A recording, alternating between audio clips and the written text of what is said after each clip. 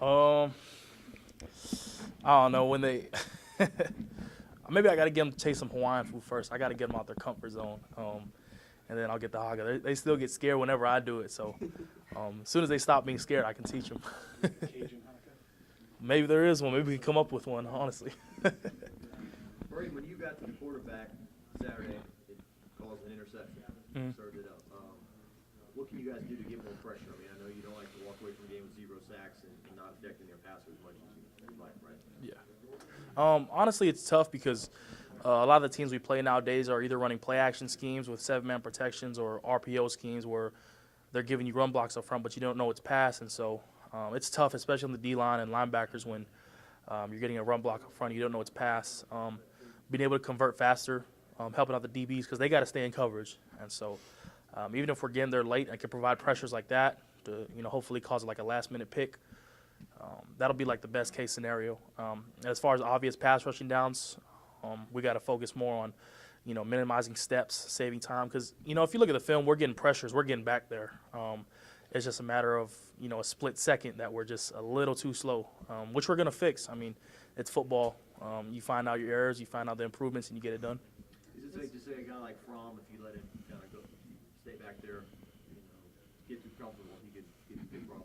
I think it's like that with any quarterback, honestly. If you let them get into a groove, no matter the level of conference we play in, if you let any quarterback find his rhythm and get hot, it could be a long day. And so we got to get after him early. We got to rattle him early and stay in the game for all 4 quarters. Braden, in the SEC, especially after a weekend like this where it seems like anybody can beat anybody on any given weekend, I mean, what's the home field advantage like against a team like Georgia? It's big time. We were on the road this past week, and Florida had their little thing. They were playing Tom Petty in the 4th quarter. Makes you miss, Death Valley and the fans. The fans play such a big role, especially in our home games. We feel the energy. We feed off of them. We look at the student section. We look at the band. You just see Death Valley rocking. You welcome to Tiger Stadium when you run out the tunnel. It's things like that, when we're in the 4th quarter and we're tired, that's the home field advantage that players look for. I think not a lot of people realize it, but we feed off the fans. We feed off the energy they give us. Brady, it's a great point you made about the RPO stuff and your keys. Have you had to change the way you kind of play football as a defensive lineman? Is it more mush rush and contain and sort of maybe hold it up in the back end and if you can get to somebody? It's a little tough, especially because of the fact that, nowadays there isn't really an obvious passing down or obvious running down. Teams are passing the ball on 3rd and 3, running the ball on 1st and 15, and so you kind of just really got to trust your keys. You got to trust the scheme, trust your fundamentals. And now the game's moving so much quicker that you got to be able to adjust on the go and be able to move at lightning speed. I know it sounds impossible, but it's the SEC. You got to do it. It said their center is one of the best he's ever seen. As a guy that's going to make all the checks and calls and stuff, what's it mean to have a good center, opposite you and knowing that he's going to kind of be alert to everything? I always love a good battle up front, especially now we get into the gritty of the SEC. I love playing against big boys up front. I love playing against Florida this past weekend. They had a big line, and so you want to get after it early. You want to let them know you're there from the jump. And so, usually the center's always the smartest guy on the line. I mean, you look at guys like Lloyd, one of our most consistent guys. He makes all our calls, all our checks. And so if I can get to him early, get him off his game, I think it'll help out our defense a lot.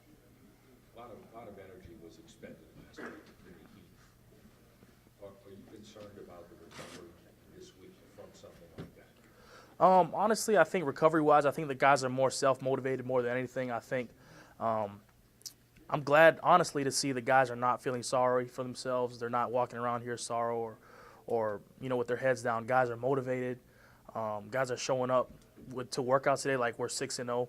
And so that's the biggest thing. I think it's a mental thing more than anything. I think guys are ready to be back out there and play this Saturday.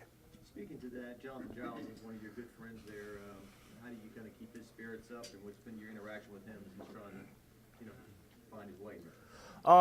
I told John, I talk to him every now and then. He's a great player. We're 5-1. If you asked us before the season if LSU would be 5-0, 5-1 going to this point of the season, everybody'd be happy. And I told him, I said, you know what, our offense is playing well. We have a balance. We're throwing and running it, and so it's different. I mean, you came from an offense where you used to throw the ball about 60 times a game, and now it's half and half. And so I just told him to stay patient, trust his process. we're doing so well right now with what we have in place, and so all we got to do is just keep rolling with it. We're winning, so that's the biggest thing right now. One more question for Breiden, guys.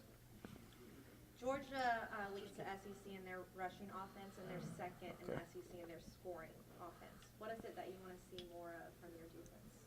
Slow down the run, and let's get after them on the pass. They run the ball really well in between the tackles, and so I know up front we're going to be tested in between the tackles with our front three, with me, Rashard, and Glenn, and Ed and Neil. If we can, slow the run and not allow them to get 4 or 5 yards of carry and limit them to 1 or 2, we can now allow them to throw the ball and then, let Coach Aranda do what he does, dial up blitzes, disguise coverages and stuff like that, and play what we do and play good defense. Thank you, Breiden. No problem.